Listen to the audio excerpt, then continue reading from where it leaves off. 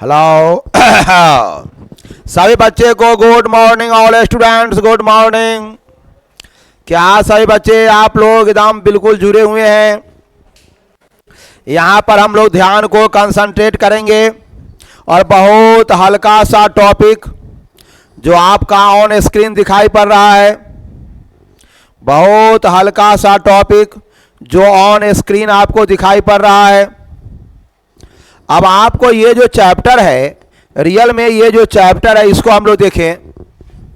इस चैप्टर के बारे में आप जान रहे हैं कि ये चैप्टर आपको क्या कहा है सिस्टम इसका। सो मैं बताऊं आपको, ये आपका फिजिक्स का चैप्टर है और वह चैप्टर तो पहला ही चैप्टर भी आपके पास आया है और इसी चैप्टर में हम कोशिश कर रहे हैं कि आपको जीरो से एडवांस तक, कहने का अर्थ है आपको नॉर्मल ढंग से इसको हाई लेवल तक का कंसेप्ट इसमें हम आप लोगों के लिए ऐड करने वाले हैं। और कुछ नहीं करना है, इसको ध्यानपूर्वक स्टडी करना है। इसके बाद इससे रिलेटेड कोई भी कंसेप्ट आपका बाकी नहीं रहेगा। तो पहले जो हमारा टॉपिक चल रहा है, ये आ गया, एक नया टॉपिक आ गया बन के आपके सामने ऑन स्क्रीन है। इसका नाम है ध्रुव। इसका नाम है ध्रुव। ध्रुव का मतलब ये मत समझना कि ध्रुव तारा है। ध्रुव को अंग्रेजी में हम लोग पोल कहते हैं, इसलिए ध्रुव पी लिखा रहेगा। पूछा जाएगा कि ध्रुव को किससे सूचित करते हैं, तो आपका जवाब होगा पी। कौन पी? स्मॉल पी या कैपिटल पी? कैपिटल पी, क्योंकि इसका पहला लेटर क्या है? First letter. इसका फर्स्ट लेटर पी है, इसलिए इसको हम लोग पी के द्वारा क्या करते हैं? सूचित करते हैं। अब ये ध्रुव किसके लिए होगा? देखो, फिजिक्स साइंस का बहुत बड़ा स्कोप है, लंबा चौड़ा सिस्टम है, सारी दुनिया इसी के पीछे पड़ी हुई है और इसी में सब कुछ है। सो इसलिए यहाँ पर दर्पण के लिए पी का मतलब हुआ पोल, और यही जब पी लेंस में चला जाएगा तो इसके नाम संकेत तो पी होंगे, लेकिन पोल वहाँ ध्रुव नहीं होकर प्रकाशीय केंद्र हो जाएगा। तो दर्पण के लिए ही आता है केवल। अब यहाँ ध्रुव की एक छोटी सी परिभाषा मैं बता रहा हूँ। ये जो छोटी सी परिभाषा है, गोलीय दर्पण के मध्य बिंदु को, गोलीय दर्पण के मध्य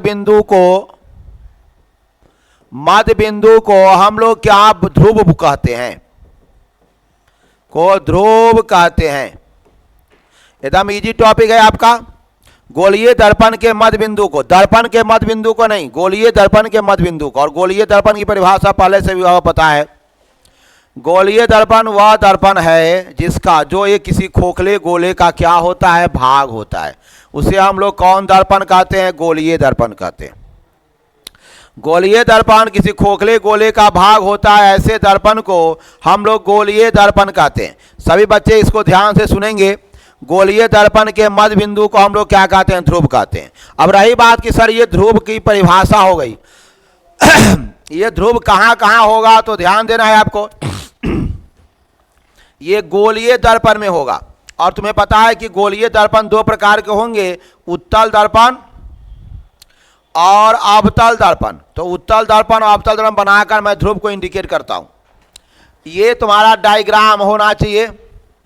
अगर मैं इस दर्पण को इधर से कलर कर दूं, इधर से मैं कलर कर देता हूं, रंग देता हूं रजतित, तो ये मान लो कि ये दर्पण आपका यम और यन एक गोलीय दर्पण है, तो इसका ध्रुव की बात होगी तो कुछ भी सोचना नहीं है। इसका जो ध्रुव होगा ये बीचों बीच वाला पोर्शन पी होगा। बस ये किसका ध्रुव हुआ बच्चे? ये कौन दर्पण है? ये दर्पण आपका उत्तल दर्पण है, इसलिए यह ध्रुव किसका हुआ? उत्तल दर्पण का ध्रुव हुआ।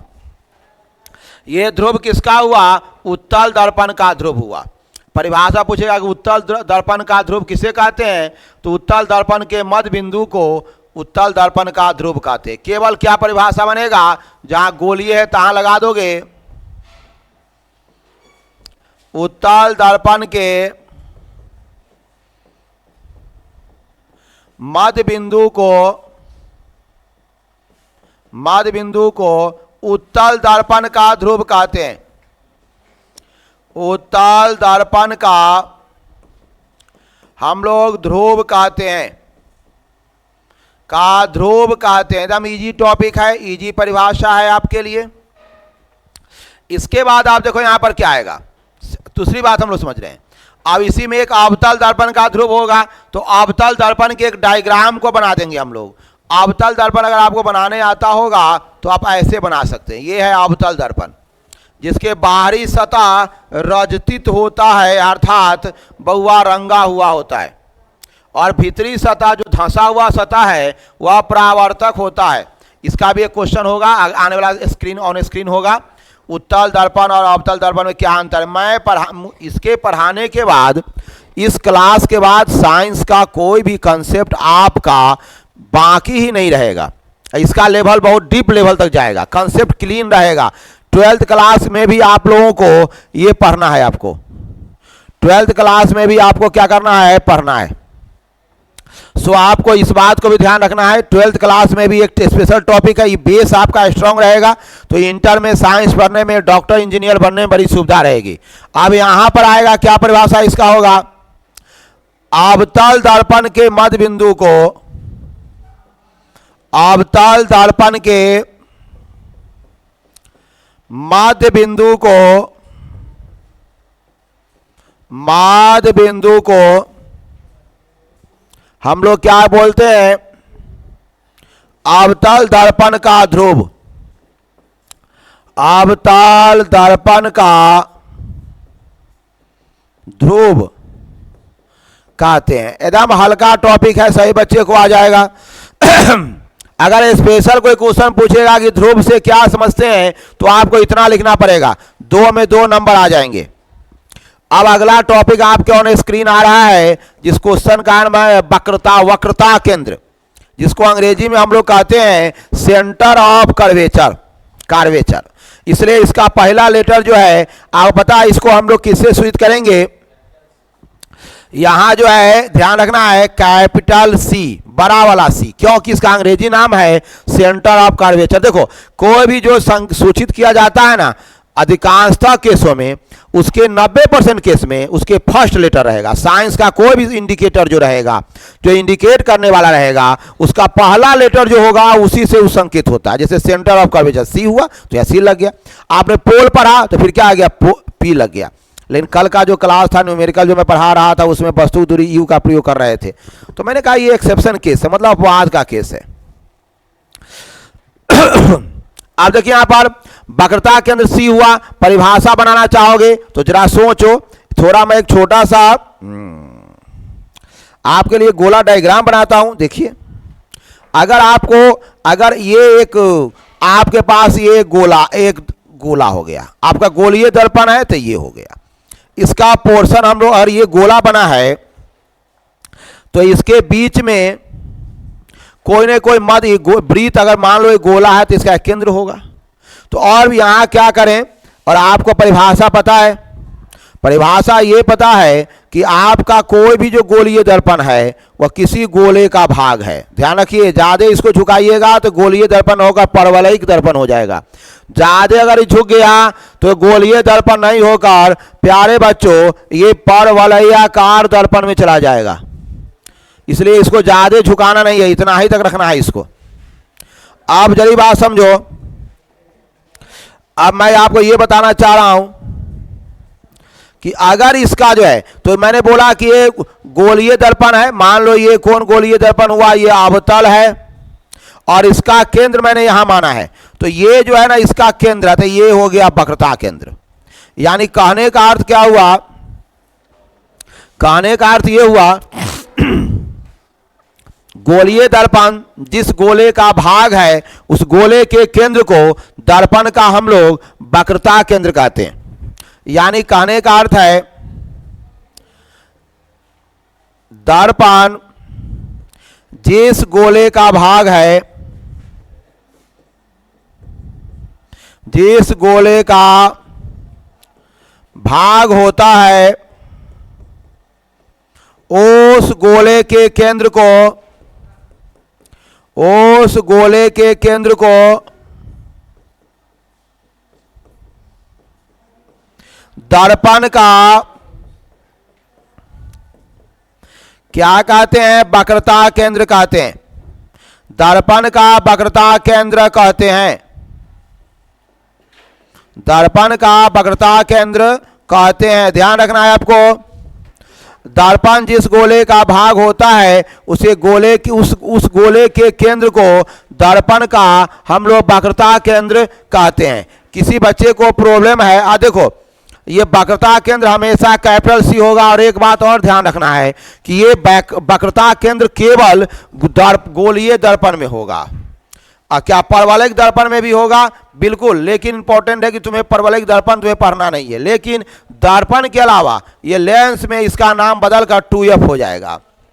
अब हमारी बात समझ गए होंगे। अब बच्चे लोग क्या कर लीजिए, सभी बच्चे को ये चूंकि ये पढ़ाने के बाद चूंकि ऑन डिजिटल है ये डिलीट हो जाएंगे, इसलिए बच्चे लोग क्या करें, ऑन स्क्रीन आप इसको फोटो ले लीजिए। ऑन स्क्रीन जो है फोटो ले, बच्चा फोटो इसको अपडेट कर लो ताकि ग्रुप में भेजेंगे। ये फोटो अपडेट करो।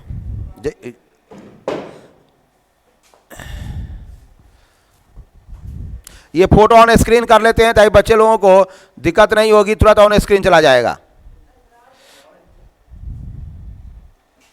हाँ, good, thank you. Next topic में हम लोग चलेंगे। ऐसे ही जैसे स्क्रीन ऑन ऑफ होगा आप लोग फोटो कर लीजिए ताकि बच्चे तुरंत भेज देंगे, लिखने दिक्कत नहीं पड़ेगा। हम लोग आगे की ओर बढ़ते हैं, नेक्स्ट टॉपिक में चलेंगे। आप लोग अगला टॉपिक ऑन देखो या प्रधान अक्ष या मुख्य अक्ष। बच्चे इस बात को ध्यान दीजिए। ऑन स्क्रीन देख रहे हैं कितनी सुंदरता के साथ आपके सामने प्रस्तुत है। वाह, अच्छे हैं। ये प्रधान अक्ष और मुख्य अक्ष, ये बड़ी अच्छी छोटी चीज। और ये क्या होता है, प्रधान अक्ष और मुख्य अक्ष, ये दोनों मेन एक्सिस, और एक एक टॉपिक को लिखा जा रहा है ताकि कोई भी परेशानी आपके लिए क्रिएट नहीं हो। अब आइए समझते हैं क्या है पोजीशन प्रधान अक्ष का। तो आपको पता है, आपने पिछला जो आपने डायग्राम देखा है उसमें एक ऐसा देखा है आपने, ठीक है, ओके है। यहां देखो ये आपने क्या पढ़ा था और इसको हमने क्या करने जा रहा हूं, देख लो। यहां ये आपका कल का डायग्राम था, थोड़ा छोटा गोलीय दर्पण बनाना है। चलो जितना अच्छा उतना छोटा। आपने पिछला जो देखा है, आपने बच्चे ध्यान दीजिए, आपने जो पीछे देखा है उसमें ये क्या था, वक्रता केंद्र C था। और आपने इसको कौन देखा है बुआ, ये है आपका अवतल दर्पण है। अब क्या होता है, अब यहां ये क्या हो गया आपका ध्रुव, ये हम लोग देते हैं नाम ध्रुव, ये याम और ये क्या हुआ यन। और यहां ध्यान दीजिए, ये ही है मुख्य अक्ष, यही ध्यान देना है आपको। यहां जो आ रहा है यही है आपका प्रधान अक्ष, या आपको जानना है यही कौन है, मुख्य अक्ष है। चलो यहां जो है हम लोग देते हैं C। अब देखो ये हो गया, इसी को हम लोग कहते हैं प्रधान अक्ष या मुख्य अक्ष। अब इसकी परिभाषा आप लोगों को चित्र देखकर बना लेनी है। वक्रता केंद्र और ध्रुव को मिलाने वाली सीधी रेखा, ध्यान रखना पड़ेगा, यहां एक वर्ड जोड़ना पड़ेगा, किताबों में भी थोड़ा ये बहुत कहीं कहीं मिस रहता है। इसका नाम है C वक्रता केंद्र, P क्या हुआ ध्रुव। वक्रता केंद्र और ध्रुव को मिलाने वाली सीधी रेखा, मिलाने वाली सीधी रेखा, याद रखिएगा। अगर रेखा भी लिखेंगे सीधी नहीं लिखेंगे तो गलत हो जाएगा।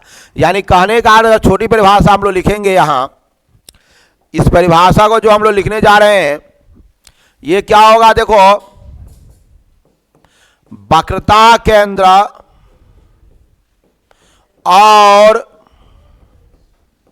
ध्रुव को मिलाने वाली रेखा, ध्रुव को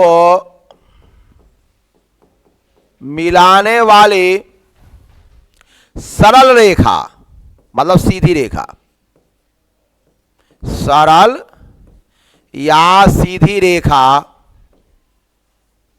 सीधी रेखा प्रधान अक्ष कहलाता है या मुख्य अक्ष। प्रधान अक्ष या एकदम हल्का टॉपिक है बच्चे, मुख्य अक्ष कहलाता है। ध्यान रखना है आपको, ये प्रधान अक्ष हो सकता है या कौन अक्ष हो सकता है, मुख्य अक्ष हो सकता है। ये वक्रता केंद्र और ध्रुव को मिलाने वाली सरल रेखा, सरल या सीधी रेखा प्रधान अक्ष या मुख्य अक्ष होता है। यानी मुख्य अक्ष जो हो गया, यहां आपको कोई पूछा जाएगा मुख्य अक्ष, इसको हम लोग क्या कहेंगे, पीसी लिख सकते हैं या फिर आप सीपी लिख सकते हैं। और एक बात ध्यान रखना है आपको, और यहां से यहां की जो दूरी है वह आर होता है, यानी ये वक्रता त्रिज्या हो गई।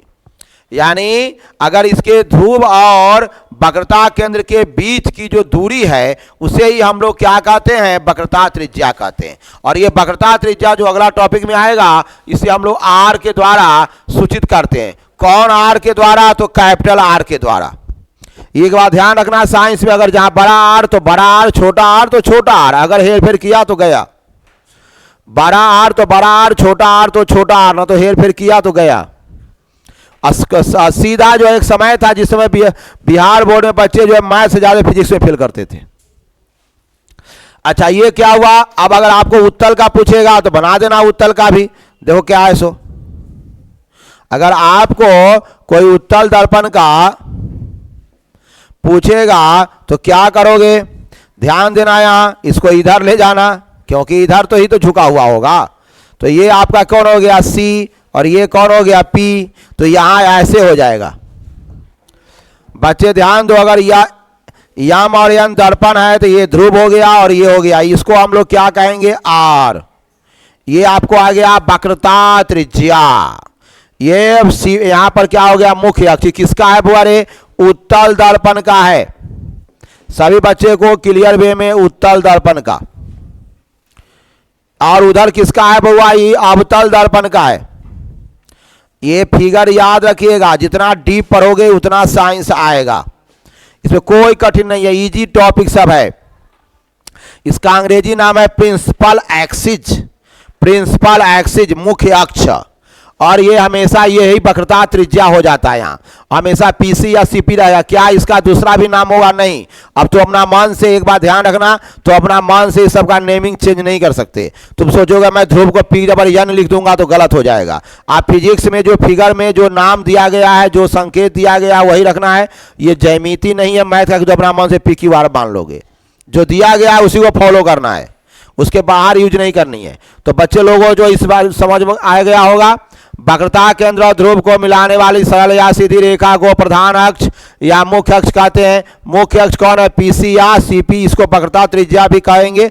इसकी जो आर होगा वह भी कैपिटल आर होगा, स्मॉल आर लिखेगा तो जाएगा। छोटी छोटी बातों को साइंस में केयर करो, साइंस का जितना तगड़ा नॉलेज रहेगा लाइफ तुम्हारा उतना सेफ एंड साउंड रहेगा। चलिए हमारा बच्चे जो है इसको क्या करना है, इसको एक बार ऑन स्क्रीन ले लेना है, फिर हम आगे की ओर बढ़ेंगे। सही बच्चे स्क्रीनशॉट ले सकता है ताकि आने वाला समय में उसको परेशानी क्रिएट नहीं होगी। ओके, नेक्स्ट टॉपिक जो हम लोग स्टार्ट करने वाले हैं, हल्का हल्का टॉपिक है, सही बच्चे को आ जाएगा, कोई जान इस समय नहीं है, एकदम अच्छे ढंग से आएगा, सभी बच्चे को आएगा, कोई परेशानी इसमें बच्चे लोगों के पास नहीं आने जा रही है। अगला टॉपिक जो मेरे पास आ रहा है, चूंकि अभी डिलीट हो जाएगा,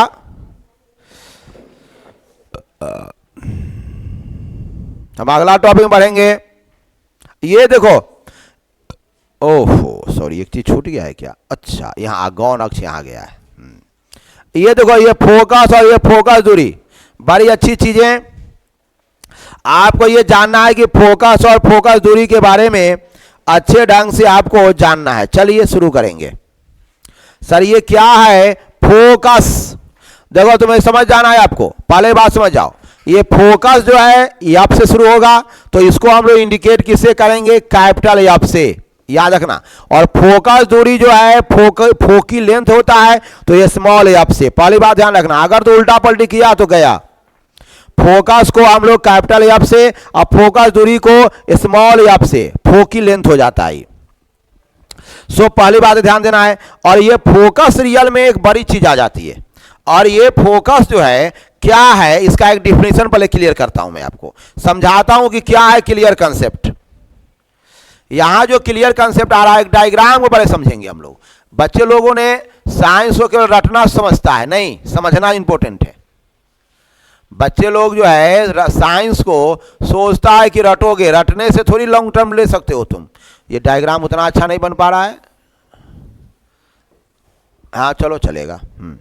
अब इधर मैंने क्या किया है, उसको रजतित कर दिया है, और ये हो गया आपका P, पता है आपको।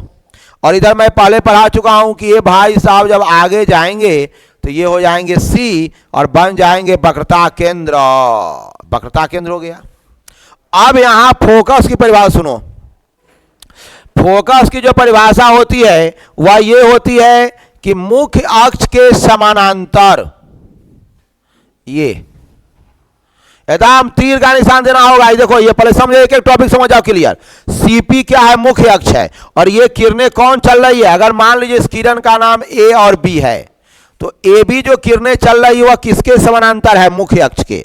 ये मुख्य अक्ष के समानांतर किरणें फिर यहां पर होगी परावर्तन के बाद, परावर्तित हो जाएगी, और परावर्तन के बाद मुख्य अक्ष के जिस बिंदु पर काटती है या काटती हुई मालूम पड़ती है, उसे उस बिंदु का, वह बिंदु जो क्या होता है, उस दर्पण का फोकस होता है। अब पहले परिभाषा लिख देता हूं, बच्चे लोग क्लियर हो जाएगा। फिर हम समझाएंगे, बहुत कंसेप्ट समझाने वाले इस पर, क्योंकि ये फोकस आपके जीवन का फोकस होगा। नहीं कहा जाता अरे लाइफ के बारे में फोकस करो, इसे हमेशा ध्यान रखना बउओ, कैपिटल एफ। यहां होगा मुख्य अक्ष के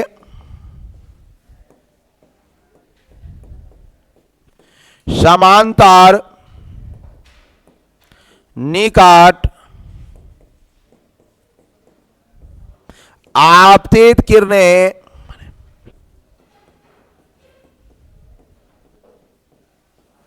परावर्तन के बाद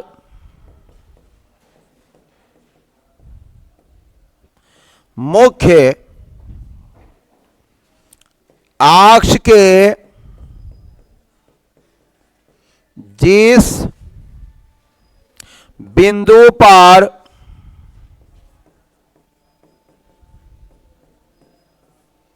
काटती है या काटती हुई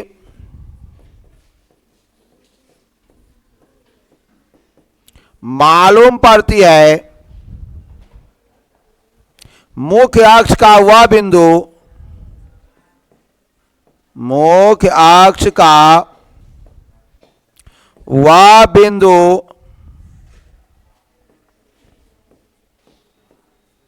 उस दर्पण का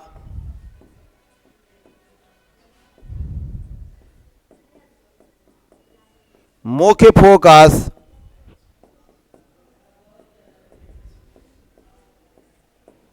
या फोकस कहते हैं। टेक्निकली बातें क्लियर हो। यहां दिया गया है,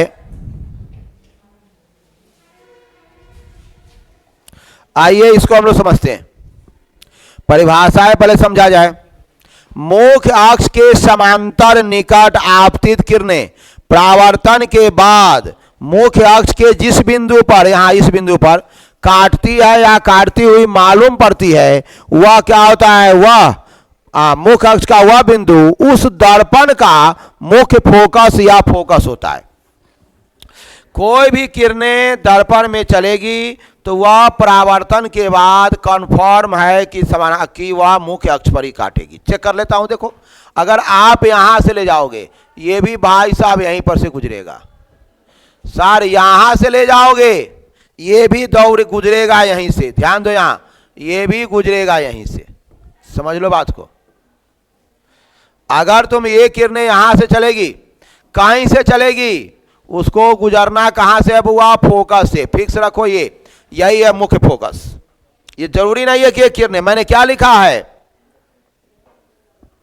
आपतित किरणें, माने बहुत सारी किरणें हैं जो परावर्तन के बाद क्या हो जाएगा आपको, वह मुख्य फोकस से होकर क्या हो जाएगा आपका मुख्य फोकस से होकर गुजरेगी। ये नहीं यही किरणें नहीं, कोई भी किरणें, ये ध्यान रखना पड़ेगा आपको। दूसरी चीज आ गई, थोड़ा इसमें जगह शॉर्टेज हो रहा है। अच्छा ध्यान दो यहाँ, अब आपके पास दो तरह का फोकस दो प्रकार के होंगे अभी के आधार पर, उत्तल दर्पण का फोकस और अवतल दर्पण का फोकस। ये फोकस आपके दो प्रकार के होंगे, उत्तल दर्पण का फोकस और अवतल दर्पण का फोकस। परिभाषा में ज्यादा चेंजिंग नहीं करना है।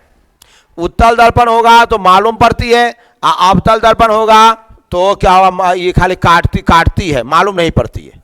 हम आपको परिभाषा बनाते हैं इसको, लेकिन फिगर क्लियर कर लेना। फिगर ये मत समझना कि जो भी किरणें परावर्तन होगी समानांतर के बाद वे सब के सब फोकस से वो गुजरेगी। कन्फर्म मान लेना, जो भी किरणें गुजरेगी वह सब के सब कहां से गुजरेगी बुआरे, फोकस से ही गुजरेगी। ये बात हमेशा क्लियर करना। ये डायग्राम आज दूसरी बात, तीर का निशान नहीं छूटना चाहिए। तीर का निशान अगर छूट गया मतलब तो समझ जाओ कि तुमको नहीं आया, गलत बना दिया तुम।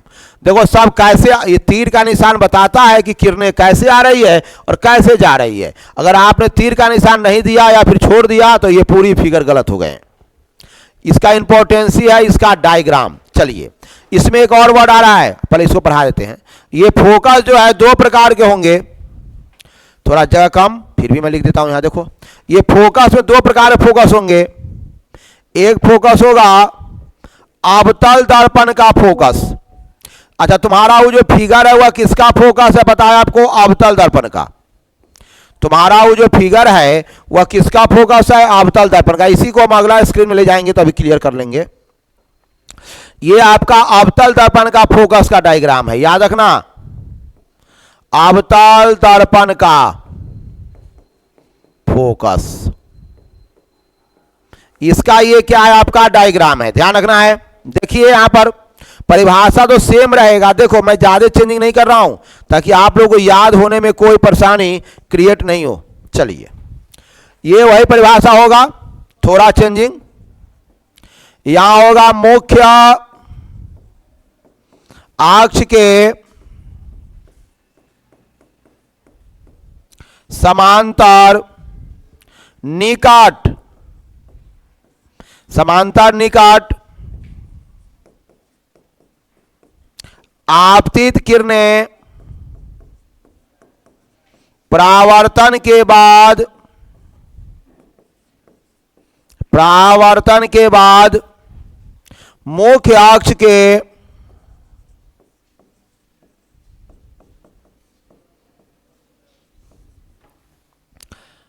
जिस बिंदु पर काटती है, जिस बिंदु पर क्या करती है, काटती है, वह बिंदु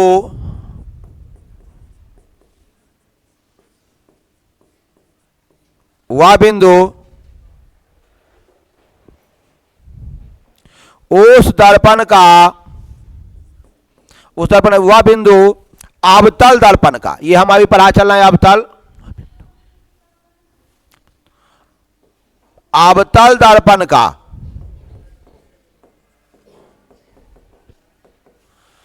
फोकस कहलाता है। एकदम हल्का टॉपिक है, सभी बच्चे इसको एकदम इजी वे में है। खाली हमें क्या कहा है, काटती है, ये ऐड कर दिया है। यानी मुख्य अक्ष के समांतर निकट आपतित किरणें, दोनों कंपेयर कर लो। परावर्तन के बाद मुख्य अक्ष के जिस बिंदु पर काटती है वह बिंदु अवतल दर्पण का फोकस कहलाता है। एकदम इजी टॉपिक है, कोई भी बच्चे आराम से इसको पढ़ सकता है, सीख सकता है, समझ सकता है। एक बार बच्चे लोग इसको एक बार बढ़िया से पढ़ लेंगे और इसका जो है ना एक अच्छा खासा डायग्राम ले लो। इतना ही स्पेस का डायग्राम लेना है, बड़ा नहीं लेना, बड़ा आ जाता है, छोटा इतना ही बड़ा लो।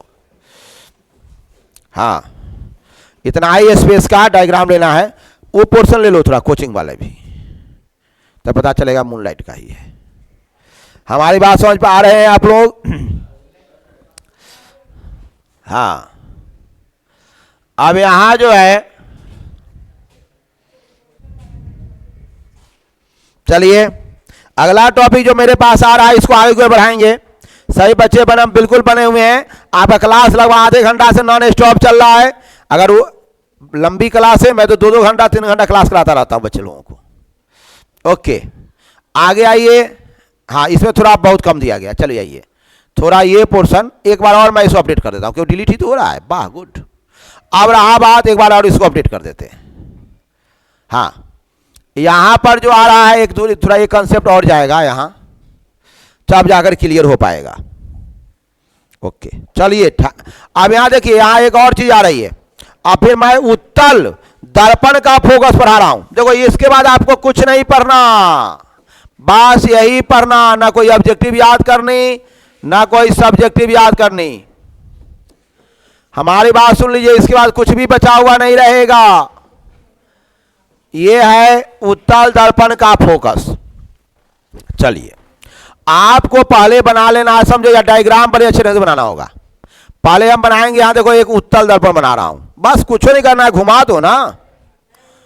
जी सर, घुमा दूंगा। इसका ये पोर्शन रंग आ जाएगा।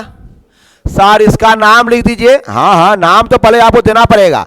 किसी आदमी को बुलाओगे तो चाय पिलाना पड़ेगा कम से कम।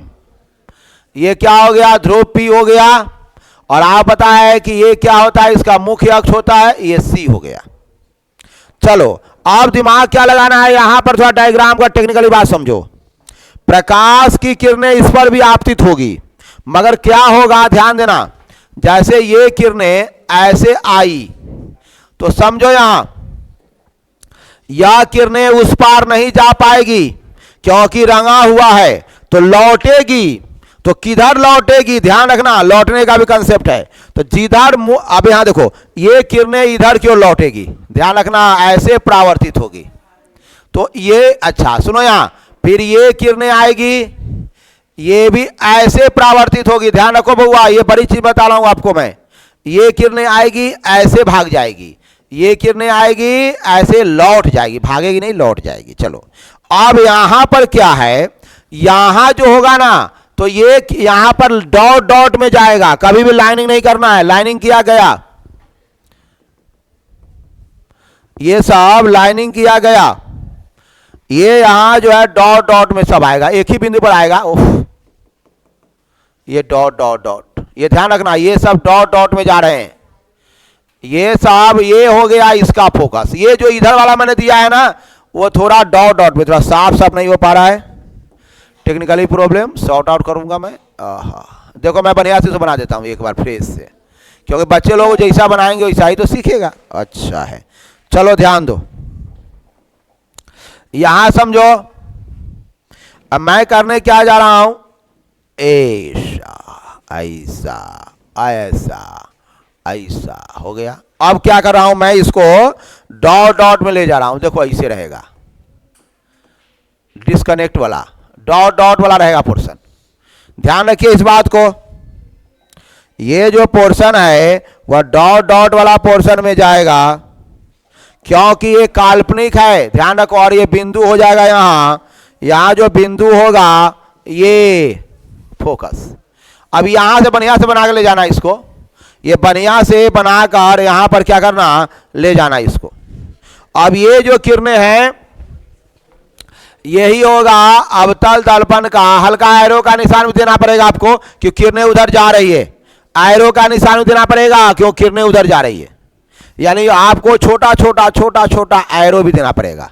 और ये डॉट में होगा, क्यों डॉट में होगा, क्यों तुम्हारी परिभाषा लिखा हुआ है कि मुख्य अक्ष के समानांतर निकट आपतित किरणें परावर्तन के बाद मुख्य अक्ष के बिंदु, मुख्य अक्ष के जिस बिंदु पर काटती हुई मालूम पड़ती है, इसलिए वहां पर डॉट डॉट होगा। इसलिए वहां पूछा डॉट डॉट क्यों होगा, क्यों परिभाषा है, मालूम पड़ती है, एहसास होता है नहीं, इसलिए इसकी परिभाषा बनी हुई है। बस परिभाषा तो वही होगी जो आपने याद किया है। मुख्य अक्ष के समांतर निकट आपतित किरणें परावर्तन के बाद मुख्य अक्ष के जिस बिंदु पर काटती हुई मालूम पड़ती है वह बिंदु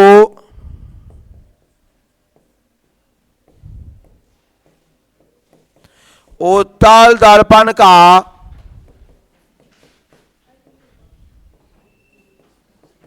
मुख्य फोकस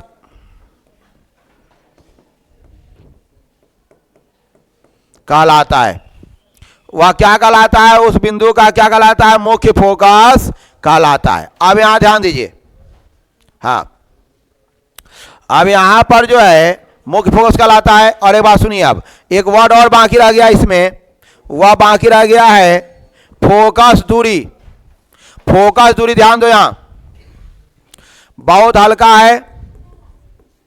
फोकस दूरी को हम लोग स्मॉल एफ याद रखना हमेशा। यानी क्या होगा? ध्रुव और वक्रता केंद्र के बीच की दूरी को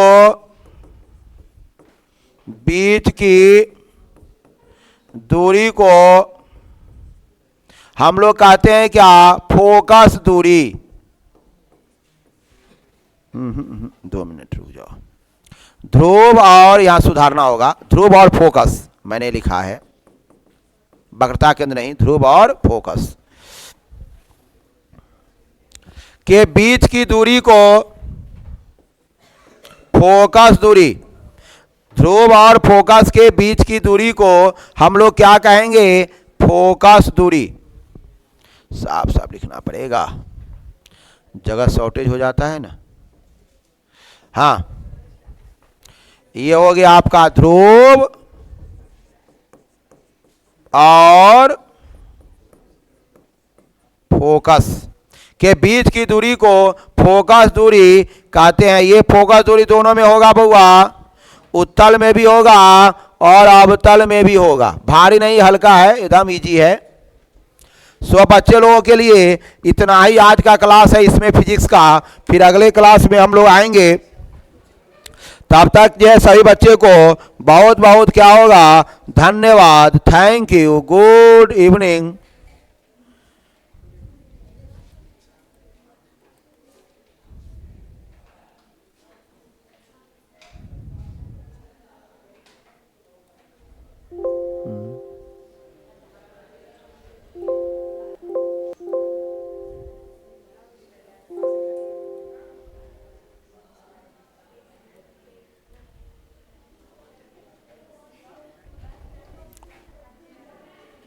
चलिए सही बच्चों।